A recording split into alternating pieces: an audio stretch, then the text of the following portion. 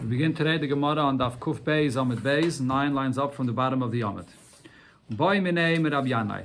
The Shaila was asked from Rabbi Yanai. We're talking here about a landlord and a renter. And the renter says, Nasati, I already paid the rent. And the landlord says, no, I never got paid. Almi lahavi raya. Who's the one that has to prove his claim? Who do we say that he's trusted and who is going to have to prove his claim? So the Gemara asks on this Shaila, Amos, what are we talking about? If it's before the time of payment comes, at the end of the rental, so Tanina, we learned this in a Mishnah, as the Gemara will bring here. If it's after the time of the rental that he has to pay, then Tanina, that we learned in a Mishnah as well. Because we learned in the Mishnah, if a father passes away within 30 days of his b'chayr, his son that was born, so b'cheskas shalei nifta. The assumption here is there's a chazakah that the father did not put aside any money, he didn't give any money to the kayin, the 5 coins that are needed for the pidyon haben, because the pidyon haben is only ben shloshim yom from 30 days. So if he passed away before, we don't assume that he put aside the money before, because he's thinking maybe it's not going to, maybe the mitzvah won't apply. You don't know yet until only by 30 days you see that the child is viable and healthy, and then the mitzvah applies. Unless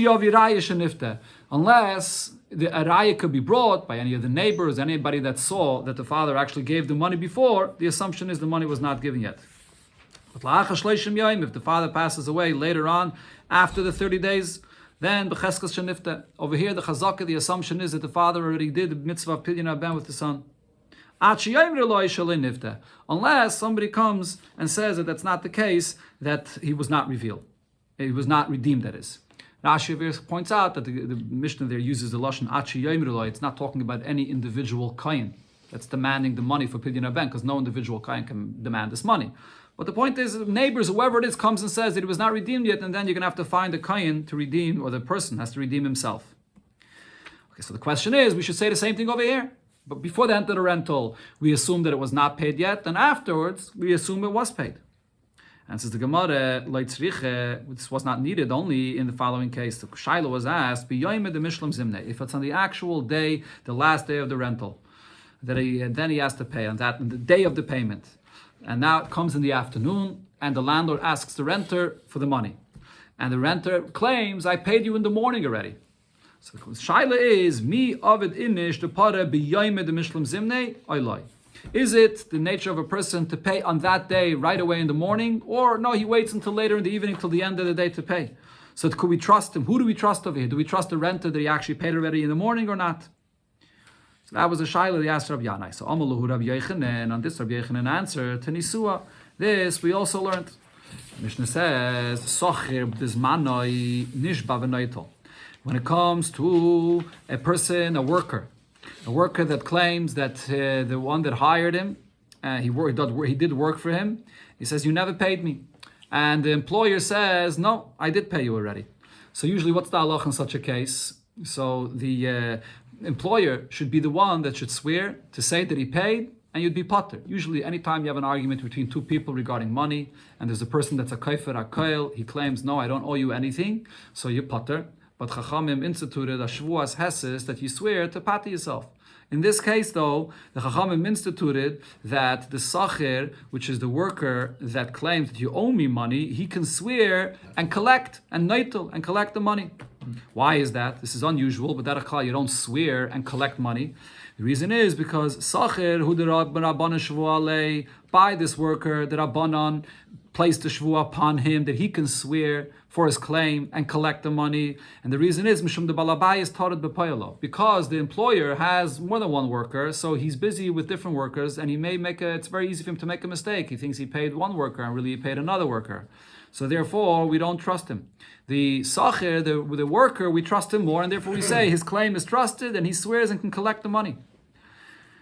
Mishum de balabayis tared b'payalo. So that's over there. because he's busy. But over here, when we're talking about a renter, here when the seicher claims that he paid already, it's no different than any other case when a person denies money that is claimed from him. He's a kaifer hakol. The halacha is that he's believed to be a kaifer hakol as long as he makes a shvur. The shvur is hesses. Like Chachamim instituted, every time you're a kaifer hakol, you have to swear and you're potter. So this case will be the same thing. Amar Rav Nachman, another halacha, Rav said in the name of Rav Nachman, Hayman da oigel lebeisel lechavre le'eseshnin.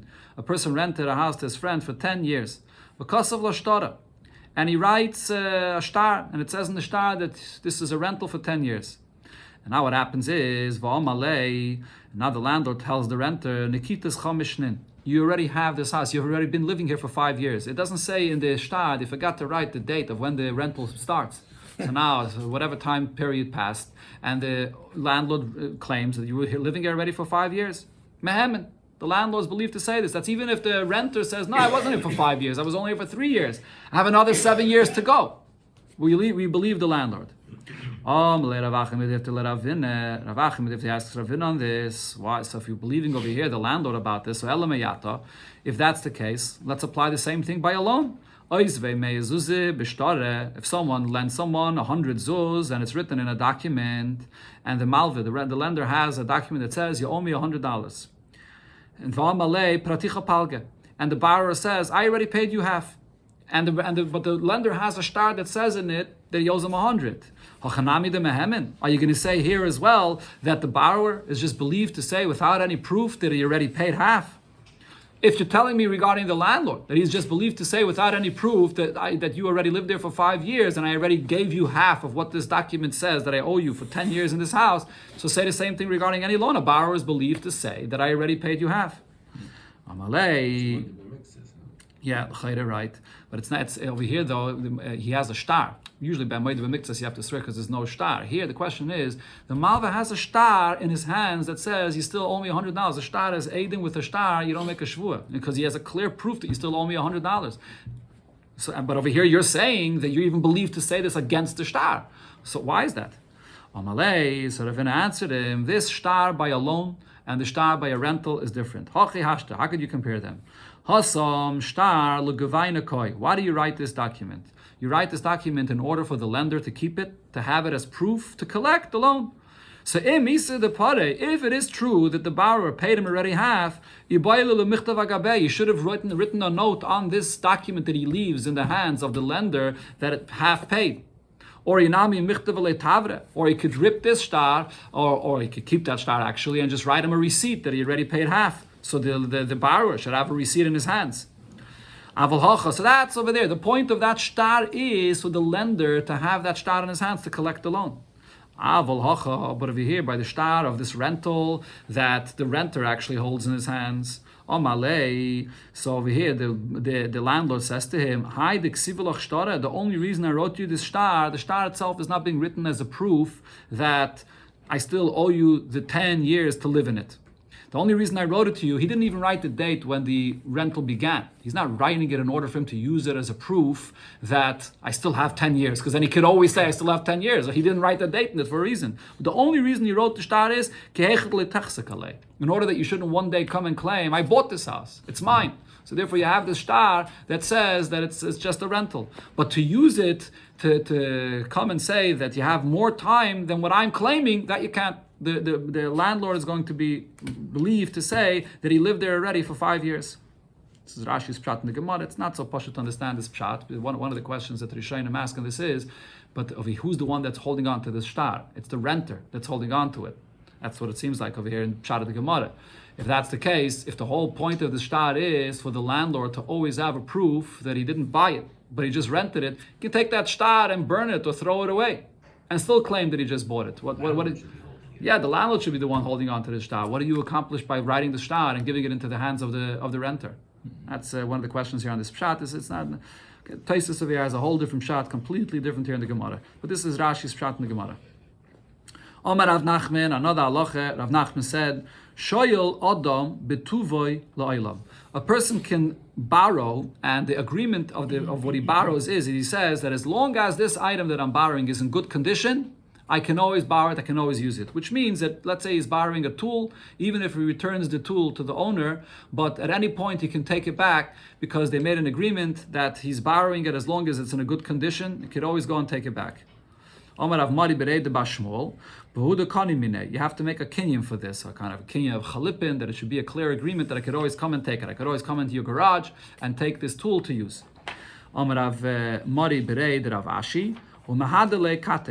And when you're done with it and you use it, you could use it as long as it's in good condition. You could always come and take it. And then when it finally breaks and it can't be used anymore, so then what do you do with what's left of it? You have to give back the handle and the pieces, the broken pieces, you give it back to the owner. Omar Rave said, a person says to his friend, lend me this shovel so that I could dig here in this vineyard or in this orchard. He said clearly this one. So Rafik Be'ahu Pardeisa, he could only use it to work in that specific vineyard or that specific orchard that he said. If the language of the agreement he asked him when he borrowed it, he said Pardeisa, I want to use it for an orchard. He didn't say which one. Rafik Be call Pardesa. He can use it for any amount, whatever orchard he wants. The boy, whatever he wishes. You don't say that the term Pardesa means just maybe one or two and not more. No, he can use it for whatever he wants. Pardesi Rafik Va'azal. Again, sorry, I'm over here.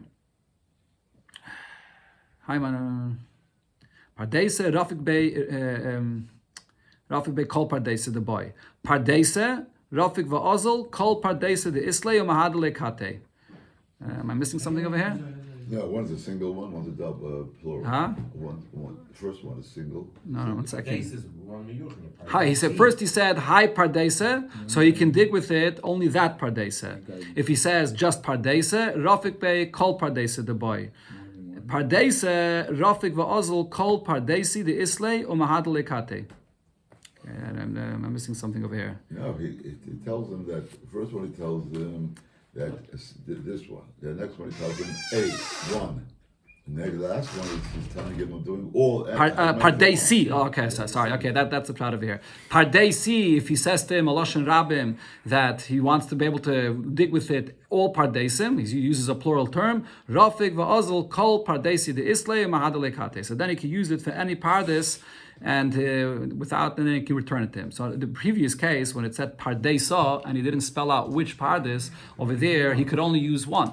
But any one, even a large one. Right? In the last case, when he said pardesi, because he used the plural term, it doesn't mean just two, it means any one he wants, which means he can use it for until it breaks, until the shovel breaks, and then he gives it back to him.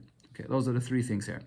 Rav Papa said, Hi man the Amalei Lechavre, a person says to his friend, Oishlon Hi Gargusa, lend for me the usage of this well.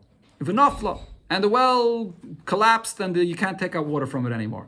Loi banila. So the owner does not have to build it back for him. This is not part of the agreement that he can use now. If he builds up the well again, that he has the rights now to go and now borrow and use the water from this new well because it already collapsed and it's not the same well. He said, Hi Gargusa, only this one. If he said Gargusa, he said that give me the rights I should be able to use from the well, and he didn't say this well, the nafla, and it collapsed. Bani law be Gargusa. Then when he builds up the well again, so then the borrower can use the new well as well. Because he didn't say specifically this well, even though now he built it up again, he can still use the waters from the well. If he said, Kari va'azal kame garguse ba'are, if the agreement was that I should be able to come and dig and find well waters in your property, so how much could he dig? So then, ad the misramile, he can come and dig in his property until he actually finds the water for a well. He can come and dig in one place and another place in his property until he finds the well waters. But for such a kind of agreement, you have to make an actual kinyan that you should have the rights to come and dig here and dig there, or when after the well collapses, that you should have the rights to come and then take from the new well that he dug. If you don't make an actual kinyan chalipim for this, then it's just words. Then the agreement means nothing. If you made a kinyan for this, then you have the rights to come and take the water even afterwards when he builds up the well again, or to continue digging for the waters of the well. A person rents a house to his friend. The nafal, and the house collapsed. What is the responsibility of the landlord? Does he have to provide him now a new house? Chayev lahamid lo bayis. He has to provide for him another house during that days of the rental. If the rental was for 5 years, he has to make sure that he has a house for those 5 years. If the house was small in size, lo yasenu gadol. He shouldn't build for him a different house, different size, a larger size. That's not what he wants. That's not what he's renting. Gadol, if it was a large house, lo yasenu katan. He shouldn't build him a smaller house. Echad lo yasenu shnayim. If he's renting 2 houses, he shouldn't build them back up, that it should be 1 large house instead of 2 smaller houses. Shnayim, if it was 2, lo yasenu echad. If it was 2 smaller houses, he shouldn't build it as 1 big house. Lo yivchais min hachalonis. When he builds back the house, he shouldn't add windows in it. That he shouldn't build a house with less windows than it was before. V'lo yosef aleim, and he shouldn't add to the windows. Elo midas shneim, unless they both agree to this. So whatever the terms of the rental was in the beginning, you have to provide for him after this house collapses. What is the case that our mission is talking about here? If the agreement was of the rental was clearly that I'm renting you this house, so nafal ozale. If the house collapses, so it's gone. It's not this house. He clearly saw, the renter saw that this is a dilapidated house, and he said, I'm renting you this house, as you see it. So after it collapses, it's over. Why should he have to provide him and build him another house? If the agreement was that he's renting him a house, I'm renting you a house for 5 years. So if so, if it's one house, why are we saying that he shouldn't make it 2? And if it's a small house, why shouldn't he make it a large house? He said bias tam. Bias tam doesn't mean dafke the house with this design as you see it. He just said bias tam. Bias tam could mean any kind of house with any kind of design at any kind of size. Why are we saying that it's so specific? Reish Lakish explains, he says the house that I'm renting you, its size is going to be so and so. So he's not telling him that it's only this house. He's saying a house, but he's giving him the exact measurements of the house. That's why he has to build him back the same exact size of house. So, but again, the Gemara asks on this, if this is the case, what's the chiddush that he has to build him back the house, and he has to build him back in the same size as it was before? He clearly said, I'm renting you a house with these dimensions, so if the house collapses, he has to give him back the house with those dimensions. Look, so then it's not necessary, right? Look, when Ravin said in the name of Reish Lakish, he shows him the house. He says, look, you see this house? A house like this, I'm renting to you. So he didn't specify to him the exact dimensions of the house, but he tells him, he doesn't say bayis zeh, so then you wouldn't have to provide him another house when it collapses, but he says, look, a house like this house is what I'm going to provide for you in this time. So then he has to provide to him another house like this one if it collapses. But the Gemara still asks him this, the question still remains, what's the chiddush here? He showed him, he said, a house like this, so then he has to provide him a house like this. And says the Gemara, the chiddush over here is in the following case. The koi aguda denara. This is a house that's by the river, by the water, which is a very good location, a house on the waterfront. So when he tells him a house like this, when he tells him like this house, the koi aguda denara. What he meant to say by this is, I'm not just renting you any house that's in the middle of the city somewhere. I'm renting you a house on a waterfront. That's what he meant, kazeh. So if this house collapses, he has an obligation to provide for him another house on the waterfront, but not necessarily with the same dimensions as the house is now. Kamash Malan, therefore, the chiddush in our Mishnah here is when he shows him the house and he says kozeh, it means not only the fact that it's here on the waterfront, but also the dimensions of the house is included in that, and he has to build him up the house with the same dimensions as was. Hadron, Allah, Hashoyel, we shall return to you the 8th Perek of Masechta Bava Metzia, Perek Hashoyel. Continue with the next Perek, with the 9th Perek. This Perek is going to discuss primarily the halachas of a worker that's hired in a field. You have a worker hired in a field. You can either be hired as an otis, which is a sharecropper. You work, and the produce, you take a certain percent, let's say a third or half, or maybe even more, and then the other part goes to the owner. That's called a makabel, or an otis. And then there's what's called a chaycher. A chaycher is a person that basically is leasing. He leases this property, and what does he pay to the owner? A certain percent of produce per year. Doesn't matter how much it actually produces. There's a certain set amount that he has to give him. Whether it produces, then he takes it from the actual field itself. If not, he takes it from the marketplace. He buys and he has to provide that to the owner. That's a chaycher. Then you have a regular renter. Yeah, a renter just is renting the property and he just pays money for the rental. A person that receives a field from his friend, and the beginning of this Mishnah is talking whether this is a person that's an artist that pays a certain percent of the actual produce to the owner, or a chaycher which is paying a certain set amount of produce to the owner per year. So what's the kind of work that he has to do? If you don't mind closing the door. Thank you very much. What is it that he the kind of work that he does in the field? How does he have to do this work? If the custom in this place is that when it comes to the end of the season where everything is time of harvest, what do? You take a sickle and you cut the wheat. So you cut it that way. If the minig in this place is they don't take a sickle and cut the wheat. Rather, what you do is you uproot it. You want to uproot it completely with the roots. What is going to discuss that there's a certain value in dafke cutting it, and there's a certain value in dafke uprooting it. So if the minig is to uproot it, yaker. So then the work that the worker does, you have to totally uproot it. Lachraish, if the minig over there is that after they finish uprooting, in the end, not only in the beginning of the next season when they're coming to plant, but in the end of the previous season, they plow it. Lachrish achrov, in order to completely uproot the roots of all the weeds, shouldn't grow weeds, so they plow it afterwards. Yachrish, so then the worker has to plow. You always follow the custom of the people in that country. Now, the second part of the Mishnah here discusses only a oris, a sharecropper, which gives a certain percent to the owner. So just like when you divide the produce that grew in the property, so they divide the actual grain that grew. When there's any hay that comes out from this field, that's also divided. Whatever percent there is that the worker takes and the owner takes, this has to be divided as well. If they're working in a vineyard and they divide the wine between them, so the branches of this vineyard that could be used as firewood, that they also divide that between them. And there's also konim, simply means reeds or poles that there are here in this vineyard. The Gemara will explain this is the poles that you need in the vineyard to hold up the vines. So if they're taking it apart, so they divide this between the worker and the owner as well. When it comes to the new season, who's the one that has to provide the actual poles for the vineyard to grow properly? Both the owner and the worker together have to chip in to provide these poles for the vineyard to grow properly. Zok the Gemara. Tana and Abraisa we learned Makim Shenagu Liktzar, in a place where the minig is that they cut, Ein Rashai Laker. You're not allowed to uproot. Laker, if the minig is that they uproot, Ein Rashai Liktzar. You're not allowed to cut.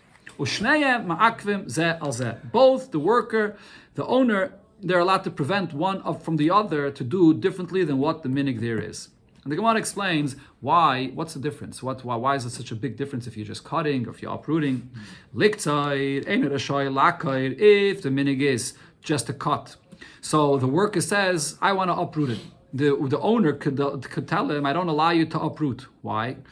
So hi Omar beina de titfinli arai. It's because the owner says that I want you just to cut, which leaves over some of the leftovers at the bottom. It's not totally uprooted, it's left in the ground, and that leftover could be then used later to make fertilizer from it for the ground. So I don't want you to totally uproot it and take it away. But on the other hand, if it's the owner that's requesting of the worker to do different than the minig, which is just to cut, and the owner is the one that wants him actually to totally uproot, then the worker says, no, I'm not interested. It's much easier work to take a sickle and cut than to uproot. I'm not interested in working harder than the minig is to uproot. The same thing also, if the laker that is, the way you read it is I'm not interested. I'm not interested in uprooting. If it's laker, the minig is to uproot what grows. So you're not allowed to just cut and not uproot. And the reason is, the owner could say to the worker, the worker says he just wants to cut. He doesn't want to uproot. So the owner could say to him, well, the minig here is dafka to uproot, and I want you to uproot to totally clean out my property properly. And v'hayomar, on the other hand, the worker could say that if the worker says that I'm just interested in cutting and I don't want to uproot, so the worker can say, or again, sorry, the worker that says that he wants to, so he could say, "V'hai Omar be'ina tivna," that I want to be able to uproot, so I can take then and use this the leftovers that are here to use it for fertilizer. Ushneim, and then the Braisa added and said, Ushneim ma'akvin zeh al zeh, that they could both hold back from each other to change from what the minig is.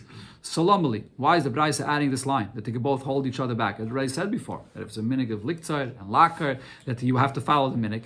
And says the Gemara, it's not a new point there. Ma tam ka'omar. The Braisa is just giving you the reason. Ma tam liktzar and rashoy lakar and lakar and rashoy liktzar. What's the reason why? If the minig is to cut, you're not allowed to uproot, and the same thing the opposite.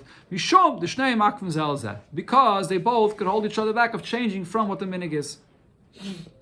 Okay, going back to what it said in the Mishnah, lachresh achrav yachresh. If the minig is that after you finish the harvest, so then you plow the field to uproot any leftover roots that could be from weeds, so then that's part of his work. Yeah, the worker has to do this.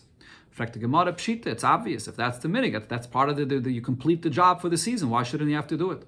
And so the Gemara, leitzriche ba'asre deloi minchashi.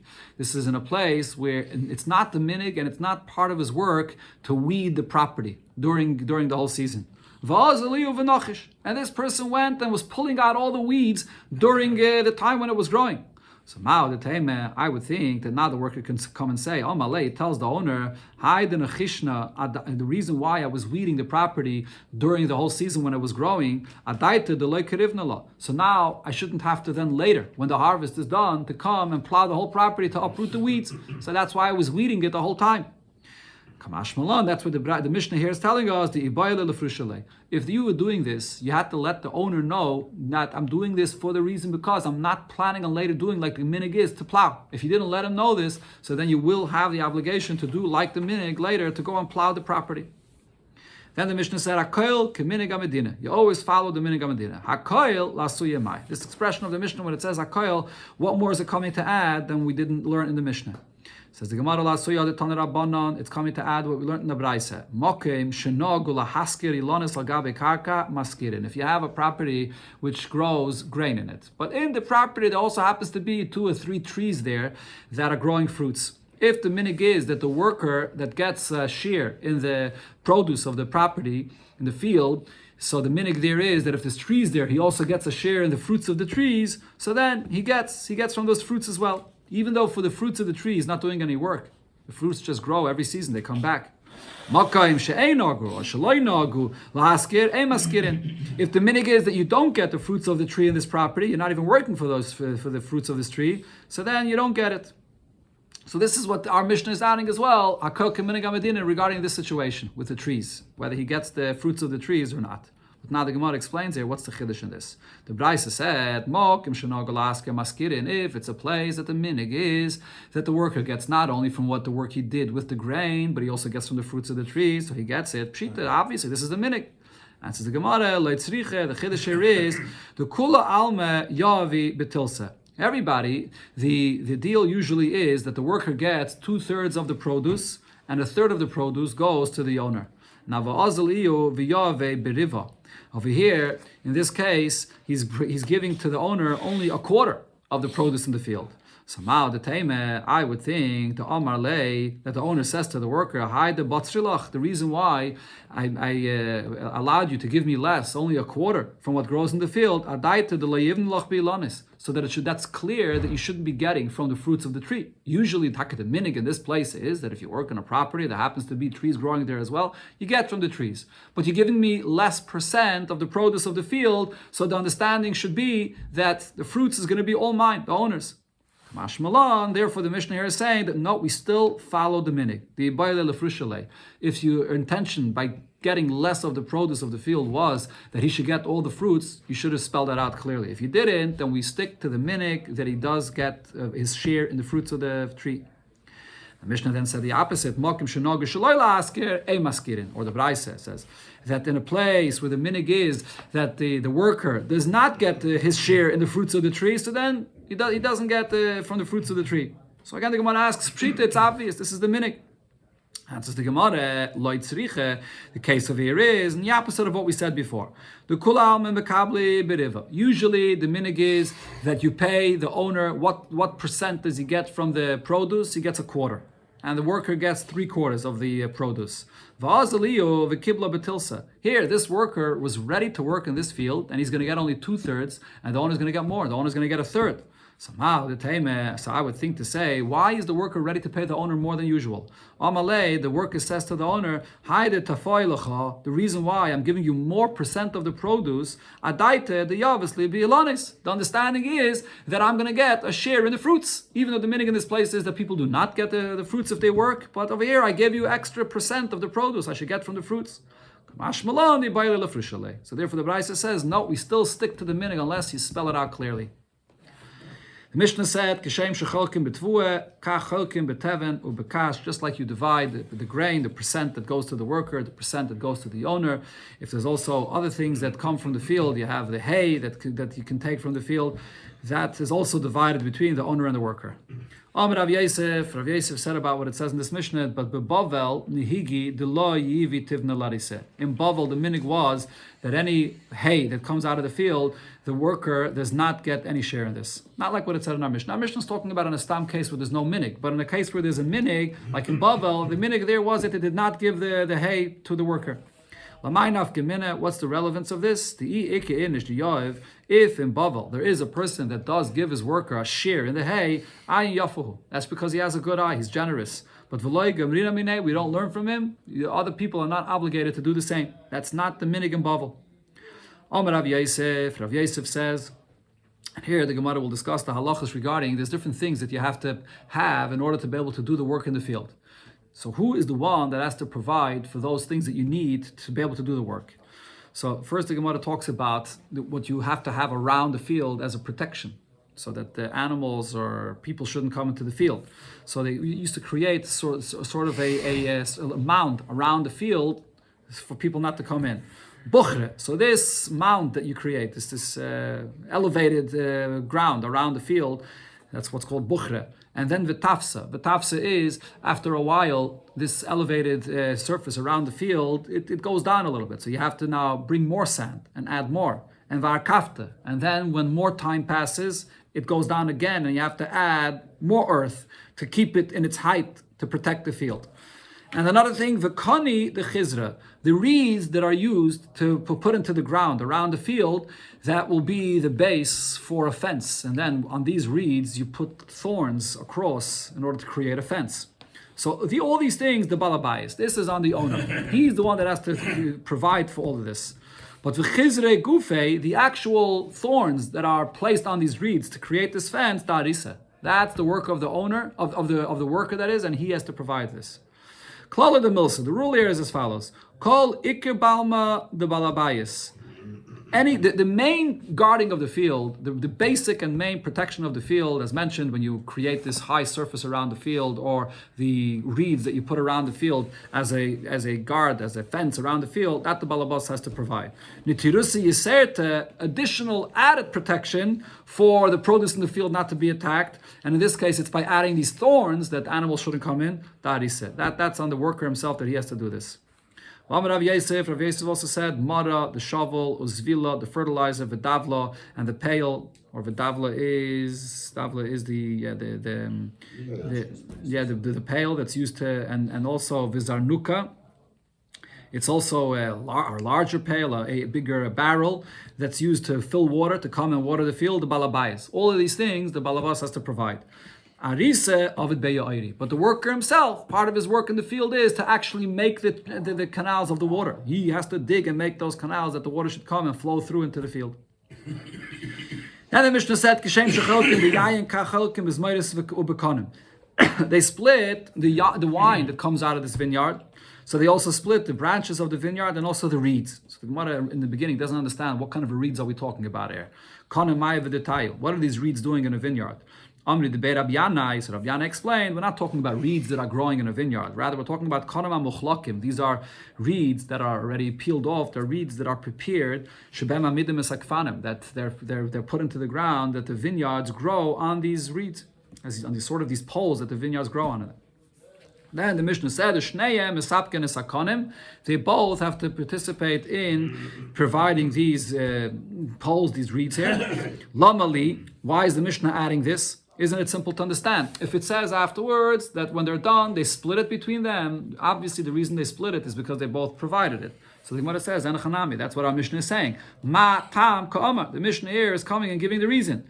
Ma tam shneim chalkim. What is the reason why they both divide the reeds that serving there as poles for this vineyard? Chalkim b'kanim, that is, they've divided. Mishom the shneim esapkim esakanim. Because they both participated in providing over here these poles. So then in the end, if they're taking it away, they both take part of it.